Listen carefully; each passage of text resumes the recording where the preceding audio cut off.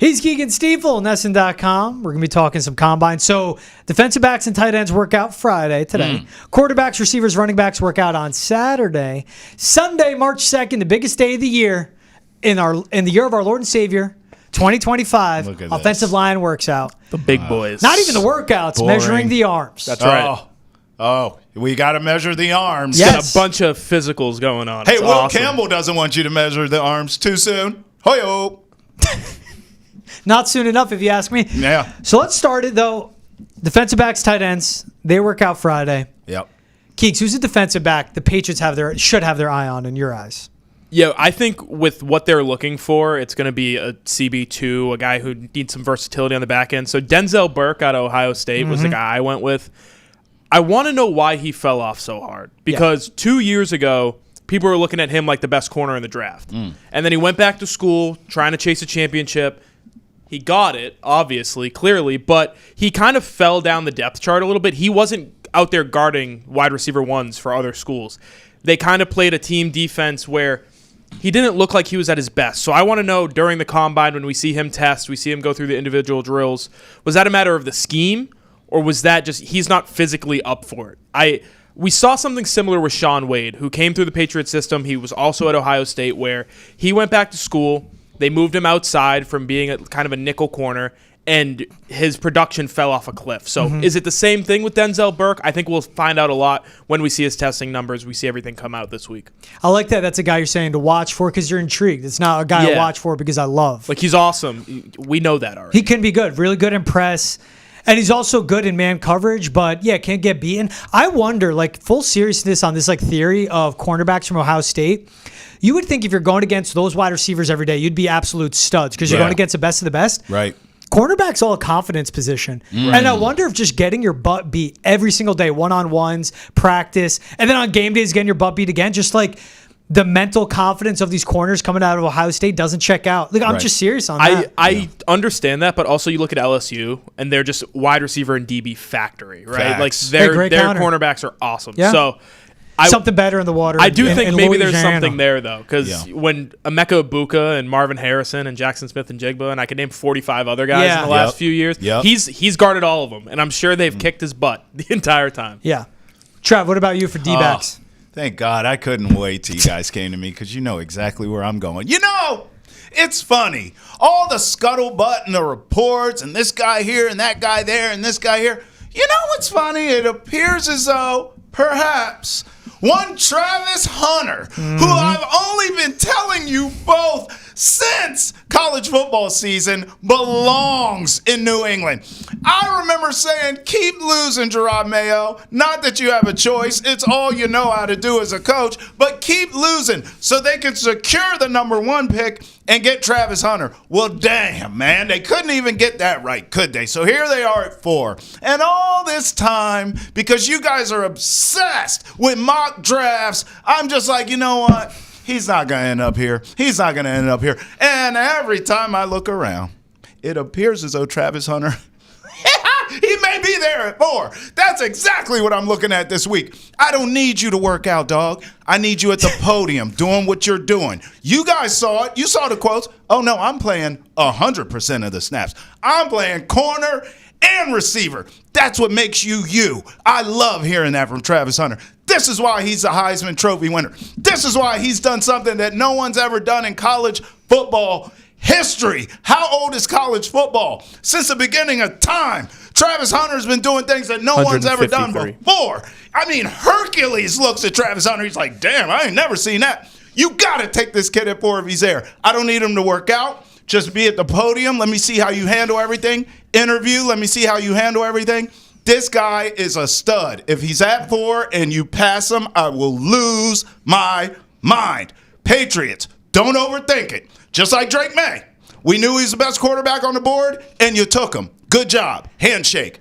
Do the same thing with this kid. If he's there at 4, don't overthink it. Don't be dumb. Take Travis Hunter. Generational talent.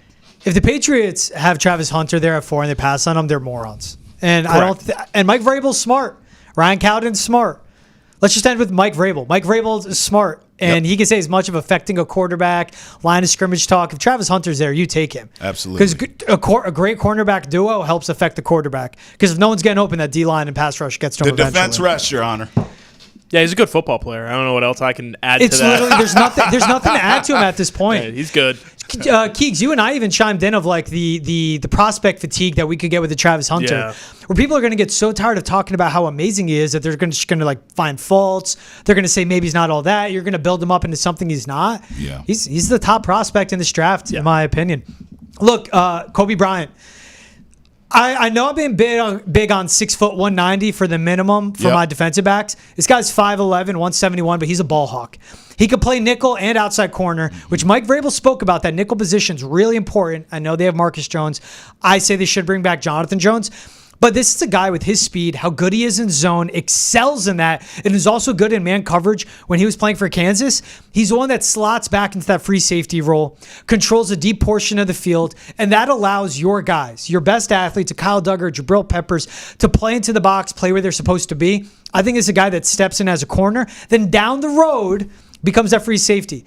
Let him acclimate for a year to the NFL. When you're done with Jabril Peppers and his contract, that's your new free safety. What about tight ends for you guys? Go ahead, Keegs. I had to bring a weirdo into this. I couldn't just go with like. You weren't going to go with Harold Fannin, your boy? Right. So I've talked like about him 27 times on this show. You have. And I'll continue talking about him. I like him. But who I'm thinking about right here, Brant Kuithe. And if you watch college football, you know exactly who I'm talking about. Kuithe. He's 25 years old. He's been around. He's my age. I graduated college 4 years ago. This guy is old. He played with Snoop Huntley at Utah. He played with Dalton Kincaid at Utah. Wow. He played with Zach Moss. I feel like Zach Moss is on his second contract. So this guy's been around the block a few times. But when I look at him, I see a Dalton Kincaid. I see a versatile tight end. He can play like multiple alignments as a tight end. He's really athletic. He's had a couple injuries. I want to see, where are you at? 25 versus 21 is very different. And not to be like the 25-year-olds are old, but in this scenario, they are. Yeah, you are where you are. Physically, do you stack up with these 21-year-olds? Are you as athletic as they are? Do you have too much tread on the tires? You know what I mean? So I'm excited to see that aspect of what he can do, because of what I know he can do is get open and catch the football. And if the Patriots really just want to add an extra receiver in the room, they already have Hunter Henry. Maybe they'll retain Austin Hooper. If they just want a third guy who can really be there as a fallback plan, this is who it is. You can go get him in the 6th or 7th round, and he can be a legit player for you. And that'd be great, as Hunter Henry's on the last real year of his contract. Right. Yeah. Once he's out, a guy like Kuithe, you allow him to develop. What about you, T? I'm on Tyler Warren. Yeah. I mean, listen, in all seriousness. Cornerback 1, tight end 1. I like it. I'm talking about Travis Hunter, and if you're there at 4, but if you trade back and you're still in that top 10, there's a bevy of guys. You guys know I like Ashton Genty, but I also like Tyler Warren, and I would understand it more so because of what we're seeing with the T. Higgins news. There is no top wide receiver 1 available without a super steep cost. Yeah. So I'm with Keegan. I mean, Henry and Hooper, I'm good with keeping them both and adding a Ty Warren into that, because you just need pass catchers. You just need guys that can make plays. So if I'm going tight ends all over the field, I don't give a damn. I mean, wide receivers, tight ends, running backs, can someone please, for the love of all things holy, make a play for me? That's what I'm looking to do, is bring in playmakers. This kid was making them at Penn State. He is an absolute stud. If you trade back, acquire another pick later, and still get a Ty Warren in like that top 10, 11, 12 range, top 15, I'm with it. Hey, 6'6", 260, moves so well. I'm with it. And he's the hands, like I like saying vacuum hands. I mean, they just swallow the football. Such good hands, good body control as well, really good on the boundary. Like Keegan, I'm looking at like a 7th-round guy, Gunnar Helm out of Texas. I mean, he's 6'5", 240. He's Austin Hooper. He's a former basketball player, and he uses that type, a standout in the state of Texas, to help him out in the red zone. Knows body control, knows framing, how to be around defenders, good catch radius as well.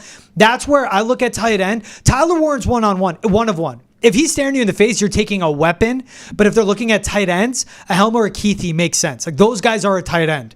Tyler Warren is a weapon. You put him wherever he flourishes, so that's why I look at that part.